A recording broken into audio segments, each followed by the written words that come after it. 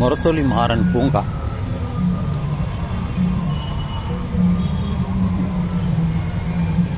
இந்த பூங்கா வழியாகத்தான் நான் நடந்து போகிறேன். ஒரே பாட்டு சத்தம் கேட்டுது. நாய் கூட நடைப்பயிற்சி செய்யுது. நான் சும்மா அப்படியே நடைப்பயிற்சிக்காக தான் நான் வந்தேன்.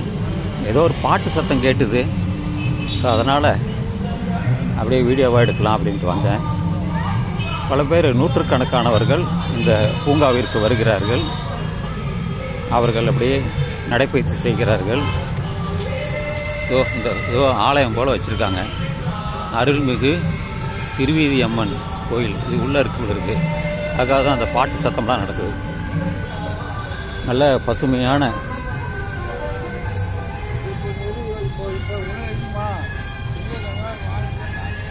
எங்கே பார்த்தாலும் மரங்கள். பூங்கா என்றாலே பூக்கள் அதிகமாக இருக்கக்கூடிய மரங்கள் தான். இதோ ஃபவுண்டன் வச்சுருக்காங்க.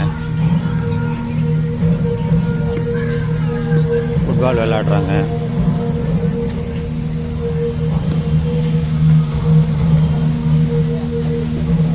சத்தம் காணும்.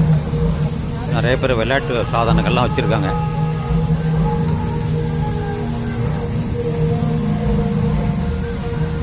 ஃபவுண்டன் வச்சுருக்காங்க. கலர் கலராக வச்சுருக்காங்க.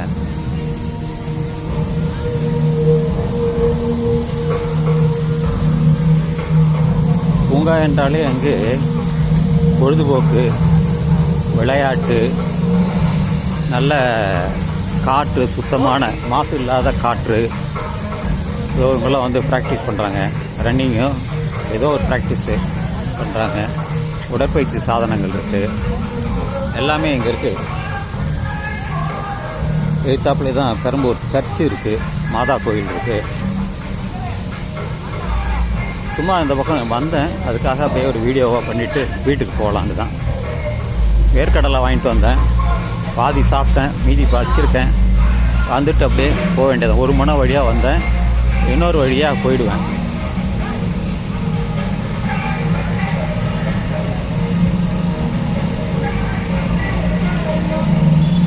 பாட்டெல்லாம் நடக்குது.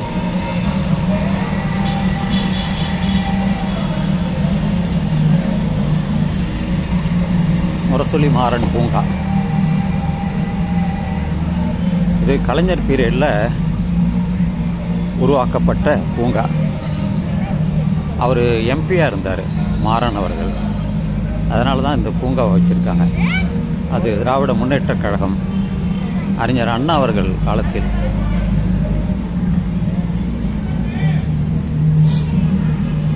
இங்கே தான் அந்த பிள்ளைங்கள்லாம் அந்த ஸ்கேட்டிங் பண்ணுறாங்க. பார்க்கலாம், நிறைய பேர் பார்ப்பாங்க.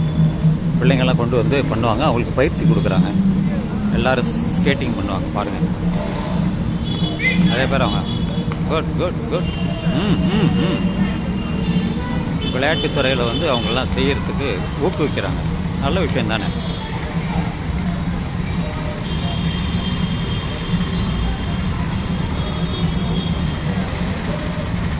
ஹெல்மெட் போல் போட்டுக்கணும். அந்த இது இருக்கணும், ஸ்கேட்டிங் வீல் இருக்கணும். ஷூ தானே அது. அப்படி தான் பயிற்சி கொடுக்குறாங்க. பயிற்சி கொடுக்கறதுனால தான் அப்படி.